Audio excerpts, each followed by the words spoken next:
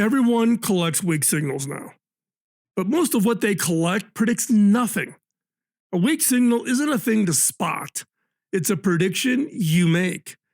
And the edge goes to whoever bets on it while being wrong is still cheap. So, how do you become the one placing the bet, not the one still collecting all those reports? Well, let's get into it. A weak signal is a faint piece of evidence that points to something a customer will want before they can even name it, and before the market has priced it in. It's faint because if it were loud, everyone would already be acting on it. It still needs to be deniable because you can always explain it away as noise, and most people do. It's that deniability is the whole point. The moment it becomes undeniable that is obvious evidence that's going to happen, the advantage is gone and the price has moved. 10 years ago, noticing was hard.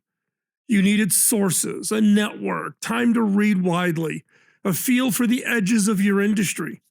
That was the moat. I remember I would read literally 100 plus magazines a month. I've written about this and I've done a podcast episode on it probably 15 years ago if you want to go search back through the archive. And that was the moat at the time. It isn't anymore. Every team has trend reports and 3 newsletters and an AI tool that surfaces emerging behaviors on a regular schedule. The noticing got automated. What didn't get automated is the judgment about which signal is predicting structural change and which signals point to nothing real, and the nerve to act early. Let me tell you a little background. Now, I sat on Roche, the big medical company, on their innovation board for what's called Roche Diagnostics. This is all the test meters and etc. I was the only outsider in the room, helping decide which ideas got funded. At one point, we took on diabetes care. Now, I'm not a diabetic, so I had Roche ship me every meter and every test strip combination they made. I had literally hundreds of meters, and I picked my finger up to a dozen times a day to feel what their customers felt. Because my belief is you cannot innovate for a customer whose day you have not lived in. Skip that, and everything you're trying to do is a guess. Roche was a leader in blood glucose testing with its Accu-Check meters, and the math for their business looked obvious. Someone with type 1 diabetes tests around 8 times a day, every day for the rest of their life. A big, stable business. Type 2 diabetes was the smaller story per patient. Those patients tested once, maybe twice a day, so each one looked worth less to Roche, and we filed the category under less interesting. We could already see type 2 climbing. We weighed against the per patient math and explained it away. Now, then type 2 diabetes exploded into one of the fastest growing chronic conditions in the world. And the category stopped being about counting tests per day at all because the monitoring went continuous. The always on sensors that you see people wearing on their arms today. We had seen the early edge of both shifts. We even predicted them. We just couldn't move fast enough. And the reason, the one that kills most weak signals inside of the big company, and that is project approval and annual budgets are built to fund what's already proven, not to chase something faint. Roche now did get there. Accu-Check Smart Guide, its real-time continuous monitor, is on the market. But I just wish we had moved the moment we saw it instead of waiting for the next budget cycle to make it safe. So how do you read a weak signal? We didn't miss the type 2 signal for lack of noticing. We noticed.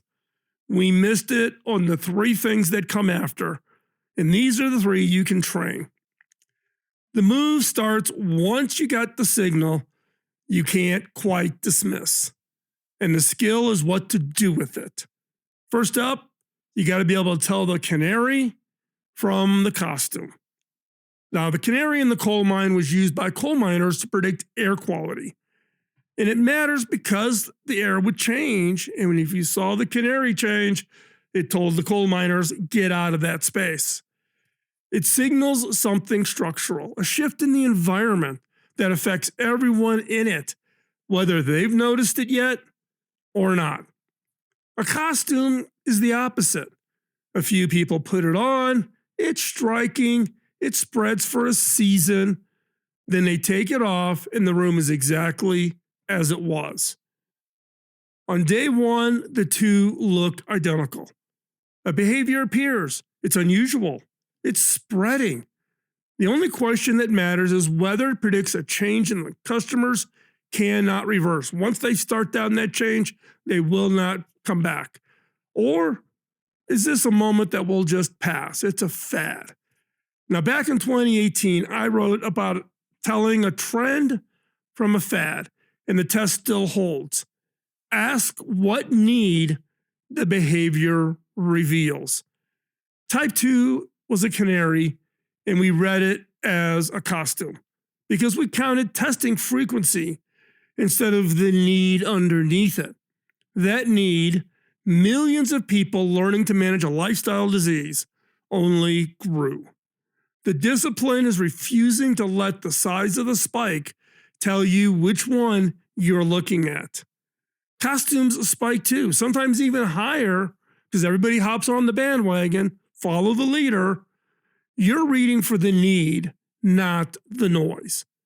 The next is read the window. A signal's window is short, too early, and you can't tell from the noise, and you waste resources chasing ghosts. Too late, it's obvious, everyone sees it, and the advantage is already priced in.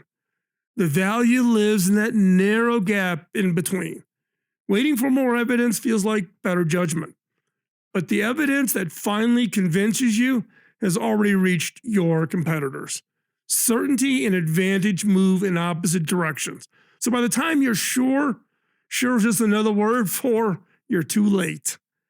The question isn't whether the signal is real or yet. It's how much longer you can be the only one taking it seriously. Waiting is not your advantage. But then that gets you into the third step. Act while being wrong is still cheap.